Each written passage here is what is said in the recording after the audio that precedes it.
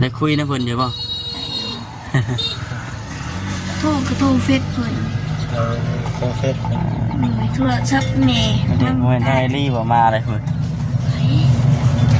นี่เห็นบ่แม่เล็กเห็นบ่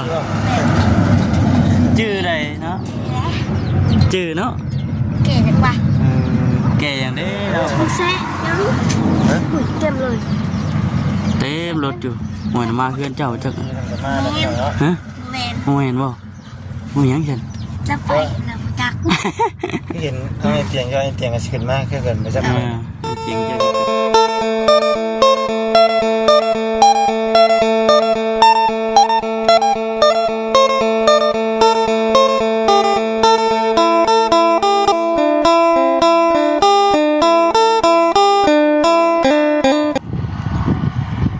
เปิดภาพมาพี่น้องเลยเนาะ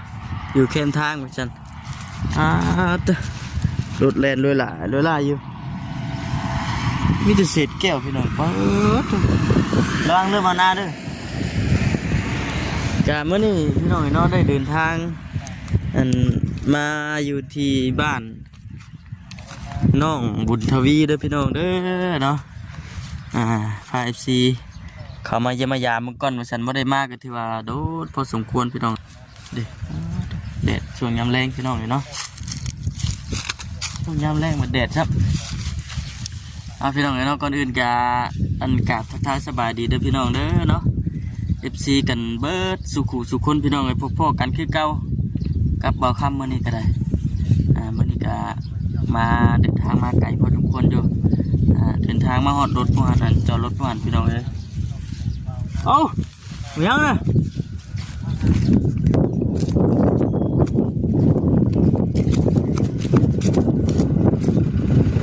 เฮ็ดยังนะ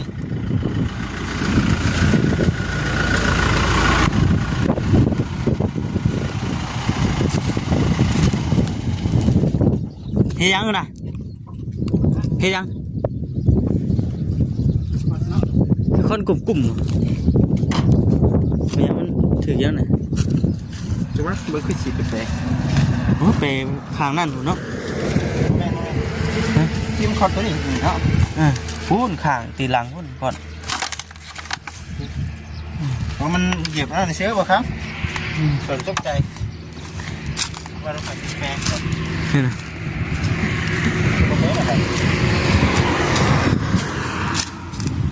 ไป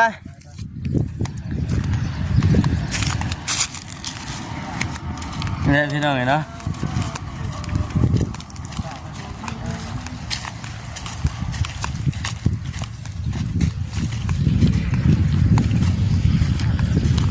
พี่มิจิลีใช่ไหมเราอยู่เพื่อนอยู่บ่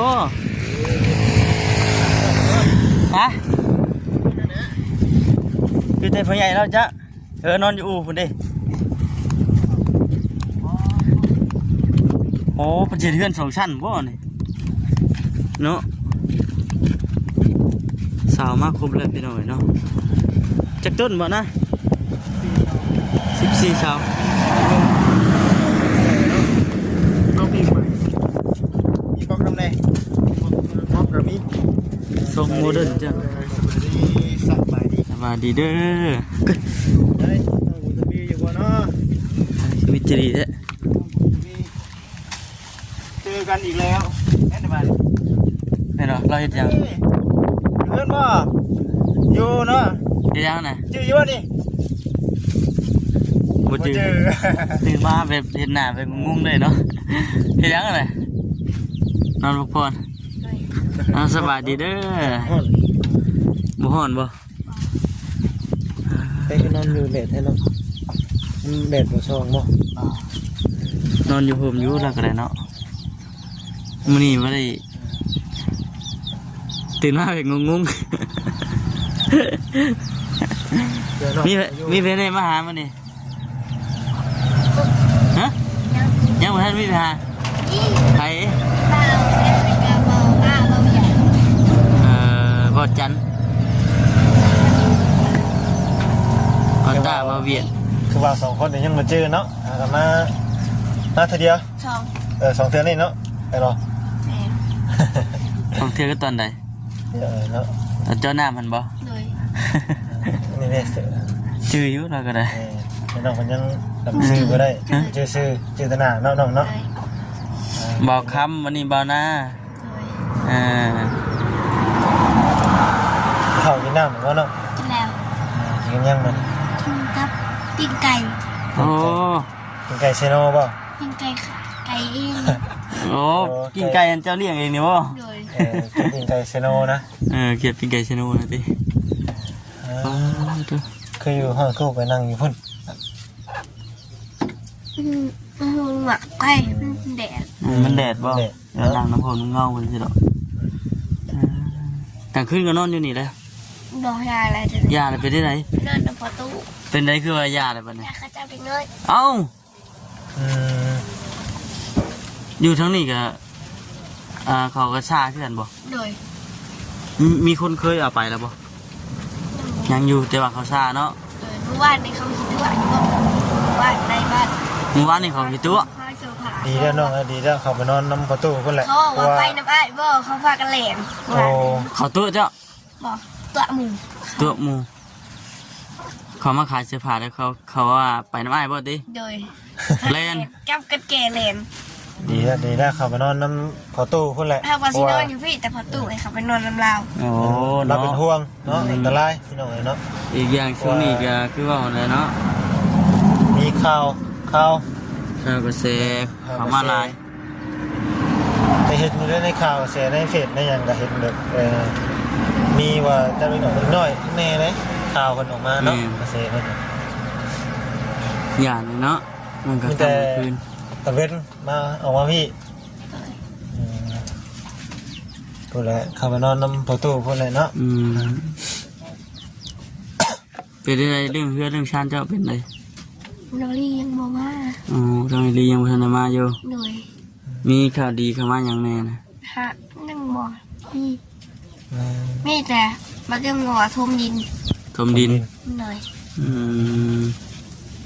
เสากับบล็อกนี่เป็นข่าวดีทั้งในเนาะทั้งไอ้เบิร์ดไอ้เตียงบ่ ไอรี ไอ้ดีบ่ ไว้ เสากับบล็อกนี่นะ โดยเศร้าเตียงกับบุรีออกกัน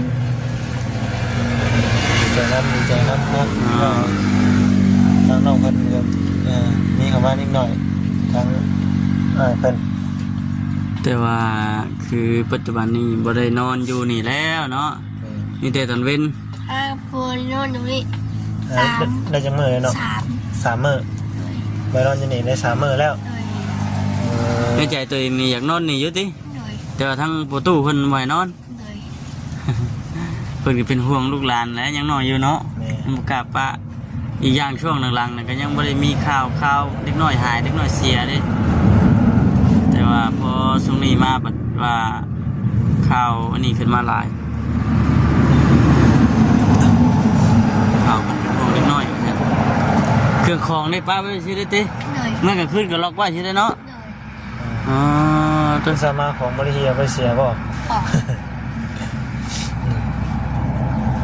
บัดที่ได้ไฟฟื้นเนี่ยกลางคืนเนี่ย เปิดเนี่ย ก่อนเฮาสิเมื่อนี่เปิดไว้ก่อนบ่ เปิดเองมัน โอ้ไฟอันโซลาร์เซลล์มันบ่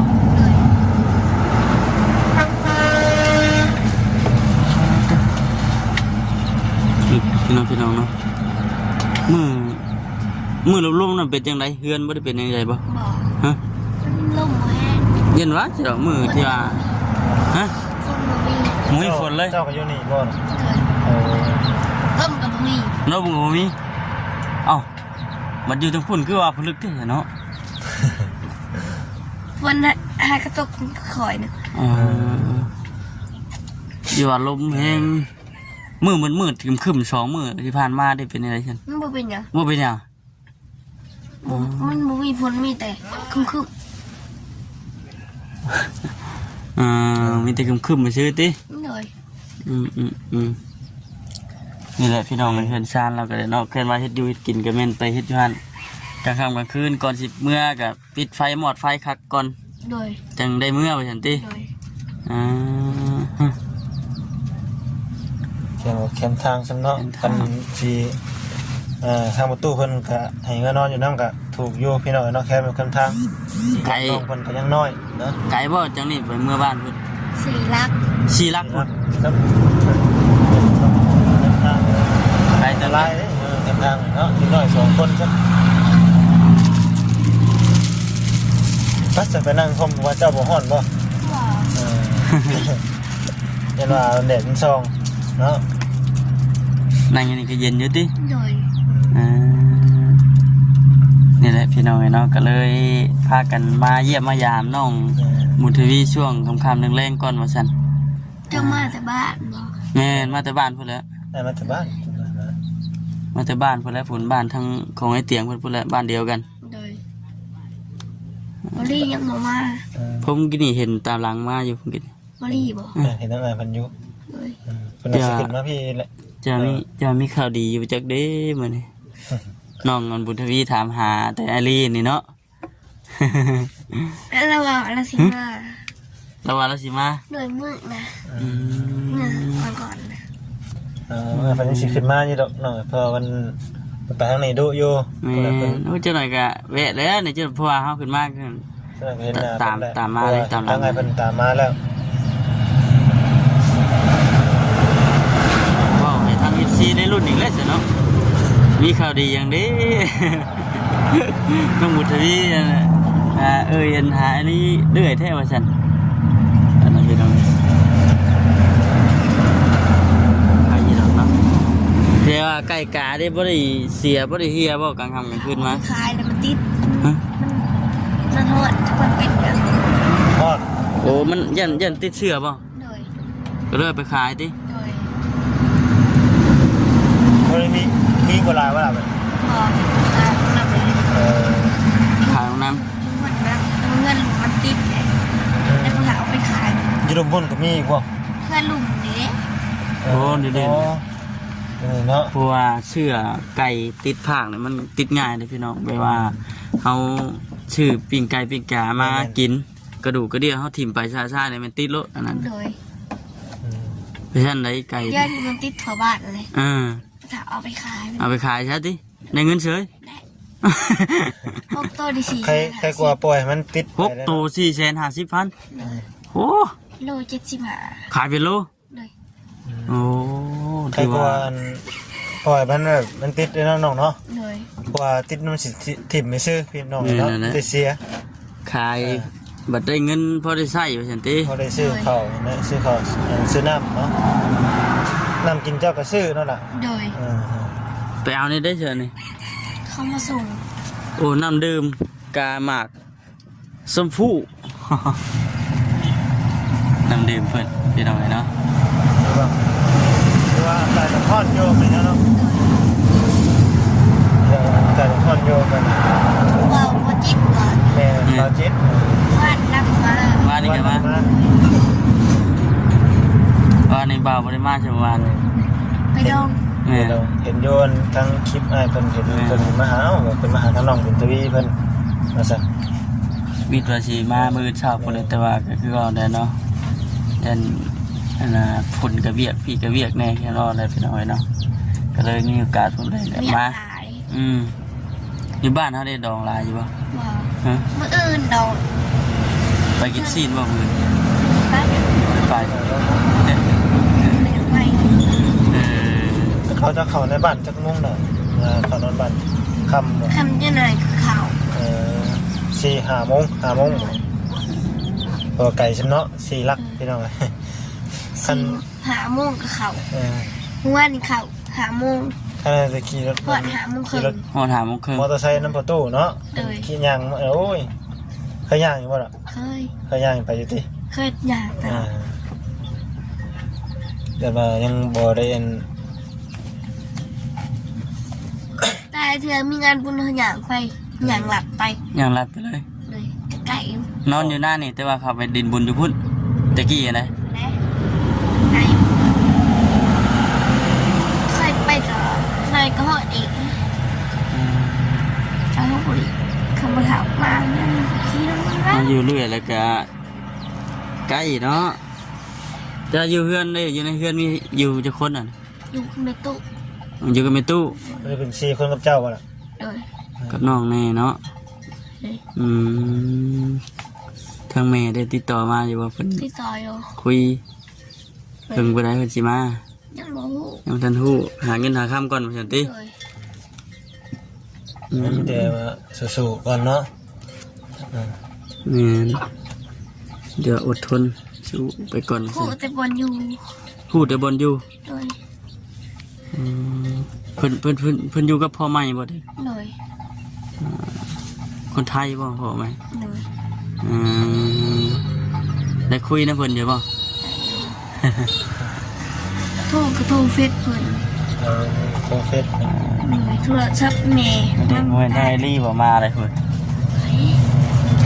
นี่เห็นบ่ แม่เลย เห็นบ่ชื่อใดเนาะชื่อเนาะ แก่จังวะ แก่อย่างเด้เนาะ แซ่ยังอุ้ยเต็มเลย เต็มรถอยู่หวยมาเพื่อนเจ้าจัก มาแล้วเนาะ ฮะ แมน โมเห็นบ่โมหยังฉัน จะไปนำจัก ที่เห็นเอาไอ้เตียงก็ไอ้เตียงมันขึ้นมากขึ้นกันไปสัก เออเสียงเจ้าสิขึ้นมาจ้ะ เห็นทำดังมันประมาณดังแล้วเจ้าจะขึ้น น้ำใส่เลย ฮะ น้ำใส่เลย มีใส่แม่นบ่ ใส่เลย ป้าไปหยุ่งต้องเบิ่งเลยไป ตะกี้ทุ่มมา ด้วย ไปไปหยุ่งต้องเบิ่งบัดนี้จังไดวะซะโอ้ ดังมาก นั่นสิ นั่นใส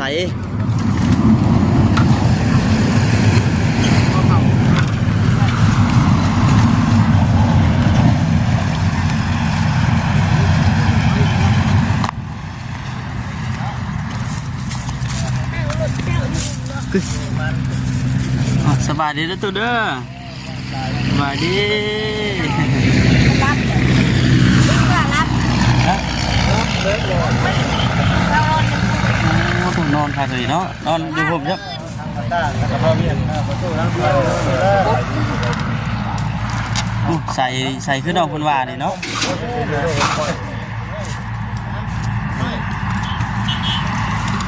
ประตูเลยนี่เนาะ บ้านเยอะหันยังหายใจอยู่ นั่นเด็ดเขาเจ้ากัน ซึ่งสีเย็นอยู่เบิ่งนี่เนาะใส่อาบอยู่นี่ป่ะก็มันเต็มชอบเลยครับ ซุปบัดที่นี่ ชื่อเอาไปอีบ้าง สบายอยู่บ้านพุ่นมาเดี๋ยวนาลองเบิ่งจ้ะ เด็ดเลยได้ลอง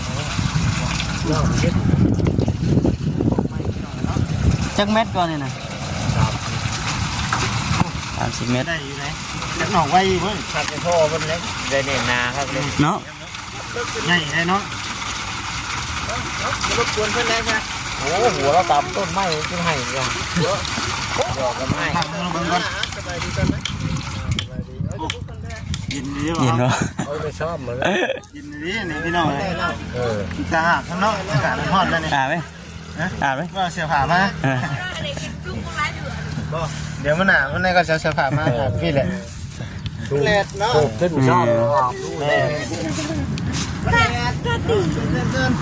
พูดไป โอ ไง เคพี่น้องเนาะไม่ตัวสีอันจบคลิปก่อนเด้อพี่น้องบัดจังได๋ก็ขอบคุณหลายๆพี่น้องเนาะไปสบายดีพี่น้องเอ้ย